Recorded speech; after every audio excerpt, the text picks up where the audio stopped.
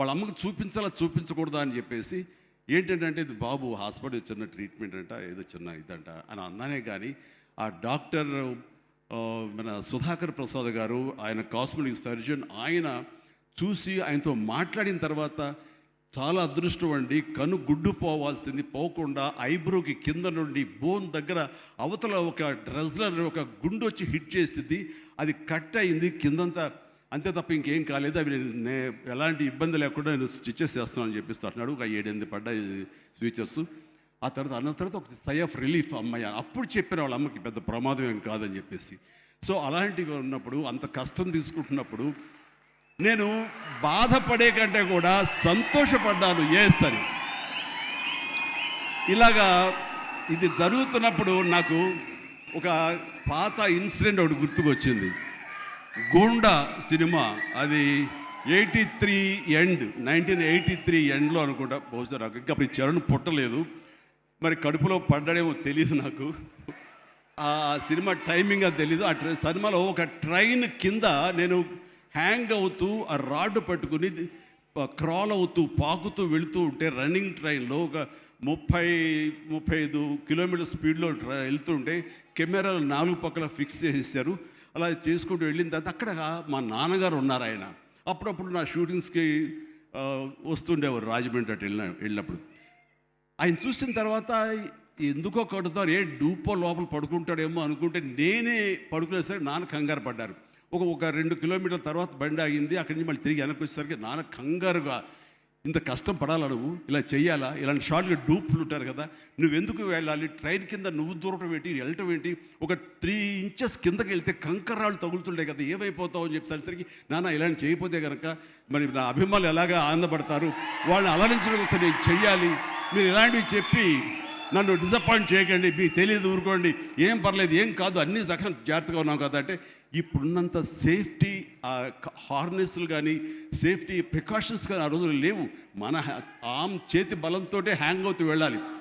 And అది చూసిన తర్వాత నాన్న ఒక మాట అన్నారు, రేపు పొద్దున అమ్మాయి కడుపుతో ఉంది, అది అమ్మాయి పుడతారు అబ్బాయి పుడతారు మాకైతే తెలియదు, కానీ వాడు అబ్బాయి అయితే కనుక వాడు రేపు పొద్దున సినిమాలోకి వస్తే కనుక వాడు స్టార్ అయితే, వాడు ఇలాంటి కష్టాలు పడితే, ఇలాంటి దెబ్బలే తింటే నా బాధ ఏంటో నీకు అప్పుడు తెలిసి వస్తుందిరా అని చెప్పి నాన్న అన్నప్పుడు, లేదు ఈ కంటి మీద దెబ్బ తగిలింది, మణికట్టు ఫ్రాక్చర్ అయ్యింది అని అన్నప్పుడు నాకు మా నాన్నగారు గుర్తుకొచ్చారు.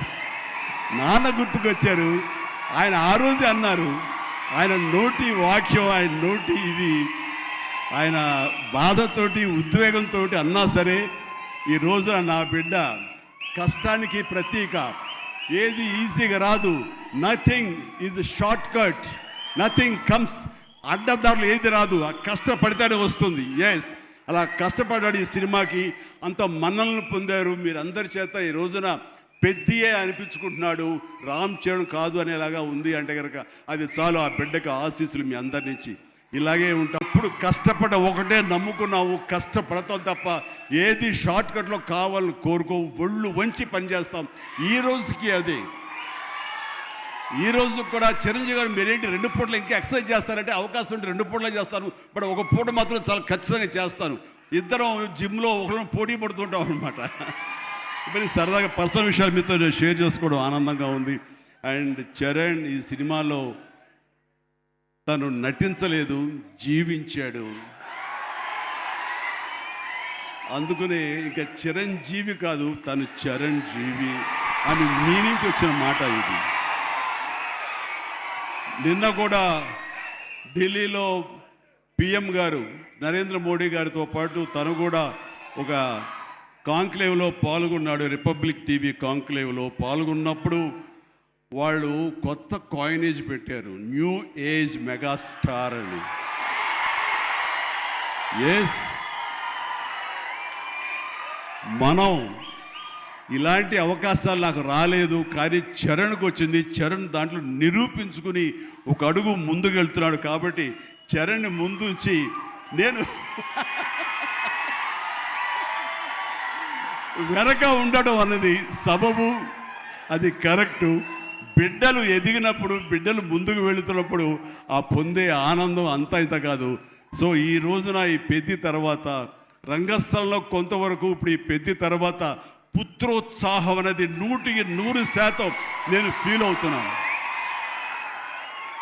అండ్ ఎవరో అన్నట్లుగా మరి బిడ్డ పైకి వచ్చాడు, బిడ్డ ఫుల్ ఫిడ్గా చేస్తాడు కదా, ఇంకా మీరు చెయ్యాలంటే ఆహా ఆ విషయం మాత్రం ఎస్ చెయ్యాలి. నేను అంటాను, ఇప్పుడు పని చేయటం డబ్బు కోసమో లేకపోతే ఇంకోటి కోసమో లేకపోతే ఇంకా మీరు ఆర్టిస్ట్గా పేరు సంపాదించుకోవడం కోసం కాదు. ఇది పని చేయటంలో ఆనందం ఉంది, పని చేయటంలో ఒక ఎనర్జీ ఉంటుంది. సో అది పూర్తిగా జీవితకాలం అనుభవించిన నాకు, 47 సంవత్సరాల పాటు అనుభవించిన నాకు ఆ పని అంటే ఆ ఉత్సాహం అంతే. జస్ట్ 24 అవర్స్ బ్యాక్ మొన్న ఉదయం 4:30 లేచాను. ఎందుకంటే ఎక్కడో అల్యూమినియం ఫ్యాక్టరీలో నేను 8 o'clock షార్ట్లో ఉండాలి అంటే 4:30 లెగిస్తాను కానీ నేను వెళ్ళలేను. 4:30 లేచాను, ఒక 1 hour ఎక్సర్సైజ్ చేస్తాను, మేకప్ అండ్ వెళ్ళిన తర్వాత ఏం ఓపిక అండి మీకు అట్లాగా, ఇంకా ఎన్నాళ్ళు పని చేస్తారు మా ఆవిడ అంటుంటే, సరే చాలు వెళ్ళమ్మా ఇలాంటి చెప్పిన డిసప్పాయింట్ చేయకుండా నేను చేయాలి, చేయట్లో ఉత్సాహం అని చెప్పి. సో పని అనేది నాకు మాకందరికీ జీవన ఇది మనకి, అది ప్రతి ఒక్కరికి కావాలి, అది లైఫ్ లైన్ మనకి.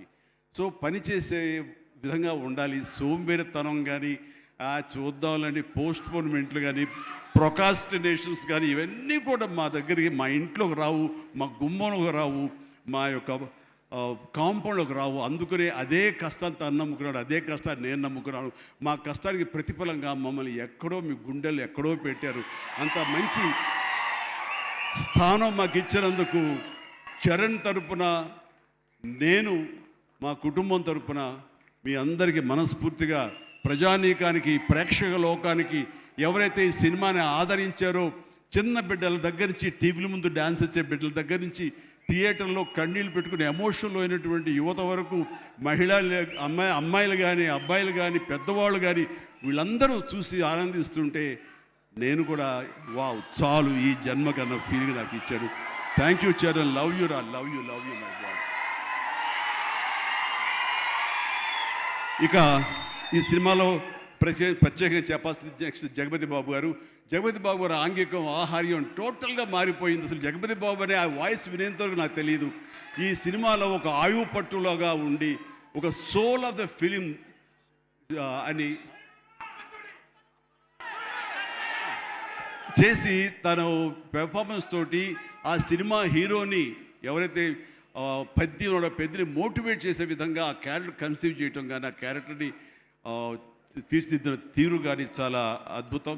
అలాగే ఒక హుందాతనంతో శివరాజ్ కుమార్ ఎందుకు పెట్టారా, ఏముంటుందో అనుకుంటే కనుక, చరణ్ లాంటి ఆర్టిస్ట్ని మీద అజమాయిషీ చేసేవాడు ఎవరైనా ఉండాలి అంటే వాడికి ఒక స్టామినా ఉండాలి, ఒక స్ట్రెంగ్త్ ఉండాలి, ఒక ఇమేజ్ ఉండాలి. అందుకనే శివరాజ్ కుమార్ నాకు సోదరుడు సమానం.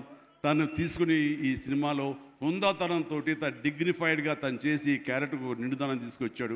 అలాగే తన అందచందాలతో ఆనాడు మా శ్రీదేవి తనయ జాహ్నవి కపూర్ తన అందాలతోటి, సాంగ్స్ తోటి అమ్మాయి అలరించింది. అండ్ దాని తర్వాత ప్రతి నటులకు పేరున నా హృదయపూర్వక అభినందనలు తెలియజేస్తున్నాను. తర్వాత ప్రధానంగా ఇక టెక్నీషియన్స్కి వస్తే కనుక రెహమాన్ గారికి ప్రథమ తాంబూలం ఇవ్వాలి. రెహమాన్ గారు ఈ సినిమా ఎలా ఒప్పుకున్నారు, ఏమిటి, ఎలా ఒప్పించాడు, నువ్వే భాషతో మాట్లాడావని జోక్ చేస్తూ మాట్లాడుతున్నాం. కానీ ఒక మంచి కంటెంట్ ఉంటే కనుక ప్రాణం పెట్టి చేయాలనుకునే ప్రతి టెక్నీషియన్ దాన్ని ఓన్ చేసుకుంటాడు. ఆ రకంగా ఈ కథని పెద్దని ఓన్ చేసుకుని దానికి ప్రాణప్రతిష్ఠ చేసినటువంటి రెహమాన్, దాని సాంగ్స్ ఇచ్చి మేము అందరి చేత ఉత్సాహంగా కేరింతలు పెట్టే విధంగా, ఉత్సాహం డ్యాన్స్ ఇచ్చే విధంగా చేసినటువంటి రెహమాన్ గారికి కూడా సభాముఖంగా నా హృదయపూర్వక అభినందనలు తెలియజేస్తున్నాను. అండ్ రత్నవేలు గారు మాకు మన సినిమాలు పనిచేశారు, మా 150కి, అలాగే చరణ్తో కూడా కపుల్ ఆఫ్ మూవీస్ చేశారు. ఆయన టోటల్గా ఇంకొక పెద్ద లోకాన్ని చూపించాడు. ఆయన పెద్ద లోకాన్ని అంటే ఎక్కడ కూడా అది మన హైదరాబాద్ పరిసర ప్రాంతాల్లోనూ మహా అయితే కొంచెం శ్రీలంక దాకా వెళ్ళారు, శ్రీలంకలో తీసి ఎక్కడ చేశారు. కానీ అది టోటల్గా గతంలో ఎప్పుడు చూడని విజువల్స్, ఆ రకంగా విజువల్ వండర్ క్రియేట్ చేసిన రత్నవేలును కూడా మనస్ఫూర్తిగా నేను అభినందిస్తాను. అలాగే ఆర్ట్ డైరెక్టర్స్ కానివ్వండి, ప్రొడక్షన్ మన నూలి ఎడిటర్ నవీన్ నూలి గారు కానీ ఇలా ప్రతి ఒక్కరు కూడా పూర్తిగా ఇన్వాల్వ్ అయ్యి వాళ్ళ శాఖలో న్యాయం చేస్తూ టోటల్గా కాంప్రహెన్సివ్గా ఈ సినిమాకి మరో లెవెల్కి వెళ్ళడానికి దోహదపడ్డారు. వీళ్ళందరికీ కూడా మనస్ఫూర్తిగా అభినందిస్తూ, సతీష్ గారు ఇలాంటి సినిమాలు మీరు చేయండి అండ్ ఈ సినిమాలు డెఫినెట్గా ఆదరిస్తారు ఒక న్యూ వేవ్ థాట్ తోటి. అండ్ బుచ్చి మళ్ళీ ఒకసారి చెప్తున్నాను, ఇలాంటి అవకాశాలు ఇలాంటి థాట్స్ వస్తే మాత్రం డెఫినెట్గా నువ్వు చేయాలి మీ గురువు గారి ఆశీస్సులతోటి. అండ్ మనస్ఫూర్తిగా అభినందిస్తూ నాకు ఈ అవకాశం ఇచ్చినందుకు thank you so much. Thank you and excellent. Bye everyone, good night and take care. జాగ్రత్తగా వెళ్ళండి. అమ్మా నాన్నలు మీకోసం ఎదురు చూస్తూ